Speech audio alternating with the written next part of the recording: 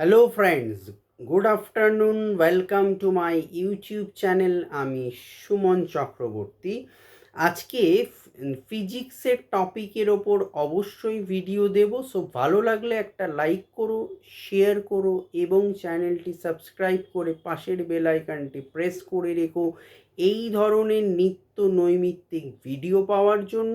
এখন আমার র্যাডিয়েন্ট একাডেমিতে অ্যাডমিশন চলছে। Class 11-12 arts, West Bengal board, degree course, BA history honours and general all papers, all competitive preparation and WBCS preparation. Now admission going on and spoken English class online offline both mode available.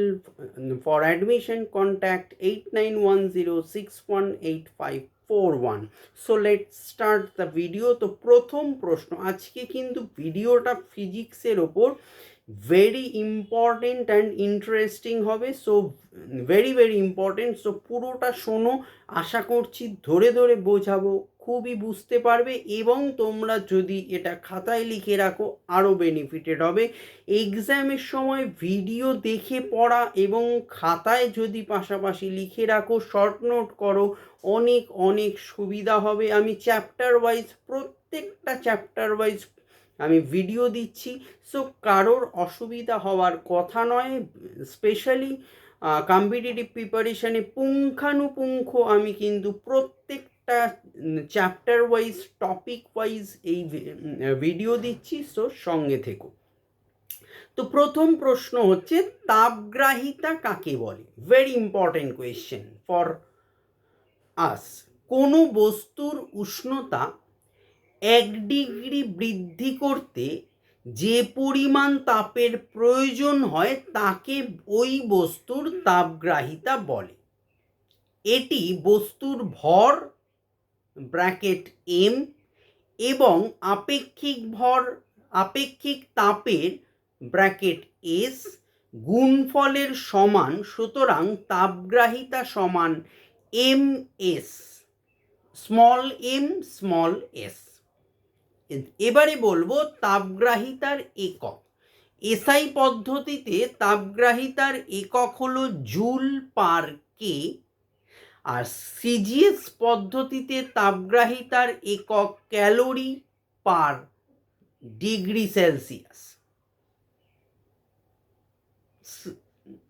Celsius. এবারে বলবো জলসম কাকে বলে? জলসম হচ্ছে কোনো বস্তুর উষ্ণতা 1 degree বৃদ্ধি করতে যে পরিমাণ তাপের প্রয়োজন হয়। এই সংজ্ঞাটা বললে অনেকেই আমায় ক্লাসে বলে যে স্যার তাপগ্রাহিতা আর জলসম তো একই সংজ্ঞা বলছেন। না, টুইস্টটা হবে পরে। দেখো, জলসম সংজ্ঞাতে কোনো বস্তুর উষ্ণতা 1 ডিগ্রি বৃদ্ধি করতে যে পরিমাণ তাপের প্রয়োজন হয় এবং সেই তাপ দিয়ে যে ভরের জলের উষ্ণতা 1 ডিগ্রি বৃদ্ধি করা যায়, সেই ভরের জলকে ওই বস্তুর জলসম বলে। এটি বস্তুর ভর এবং আপেক্ষিক তাপের গুণফলের সমান। সুতরাং জলসম সমান এম স্মল এস। এই একক কি? সিজিএস পদ্ধতিতে জলসমের একক গ্রাম, এসআই পদ্ধতিতে জলসমের একক কিলোগ্রাম। এবারে পরের প্রশ্ন বলবো, তাপগ্রাহিতা ও জলসমের মধ্যে পার্থক্য কি? দুটো পার্থক্য মেনলি বলবো। এক, তাপগ্রাহিতা কিছু পরিমাণ তাপকে বোঝায়, তাপগ্রাহিতা। জলসম হচ্ছে কিছু পরিমাণ জলের ভরকে বোঝায়। দুই, সিজিএস পদ্ধতিতে তাপগ্রাহিতা এবং জলসম উভয়ই বস্তুর ভর ও আপেক্ষিক তাপের গুণফলের সমান বলে এদের সংখ্যাগত মান এক। কিন্তু এসআই পদ্ধতিতে তাপগ্রাহিতা ও জলসমের সংখ্যাগত মান এক নয়। তাপগ্রাহিতার মানকে 4200 দিয়ে ভাগ করলে জলসমের মান পাওয়া যায়। 3 নম্বর পয়েন্ট, লাস্ট একটা পার্থক্য বলে দিই। তাপগ্রাহিতা ও জলসমের একক ভিন্ন।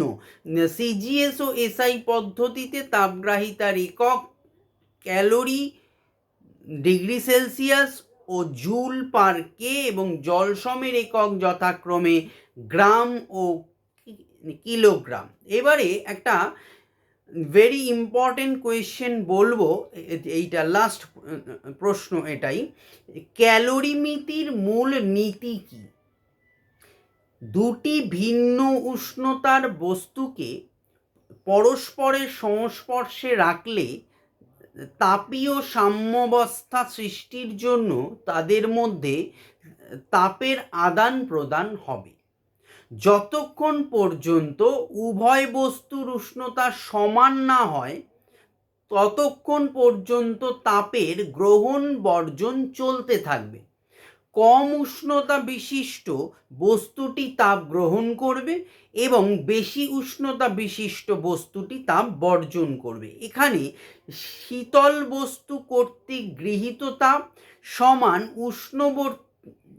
উষ্ণ বস্তু কর্তৃক বর্জিত তাপ, এই শর্ত দুই বা ততোধিক বস্তুর ক্ষেত্রেও প্রযোজ্য হবে। শর্ত কি?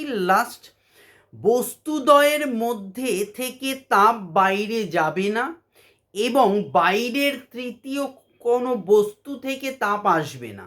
2 নম্বর শর্ত হচ্ছে বস্তুদ্বয়ের মধ্যে কোনোরূপ রাসায়নিক বিক্রিয়া হয়ে তাপ সৃষ্ট বা শোষিত হবে না। সো এই হলো আজকের ফিজিক্সের খুব ছোট সংক্ষিপ্ত but very informative video for competitive preparation. So ভালো করে পড়ো, রেডি করো নোটসটা। নেক্সট টুইসডে আবার নতুন টপিক আশা করছি। তাপের আমরা মোটামুটি শেষের দিকেই চলে এসেছি, কিছু শর্ট কোয়েশ্চেন থাকতে পারে। নেক্সট উইকেই আমরা তাপ চ্যাপ্টারটা শেষ করে দেব।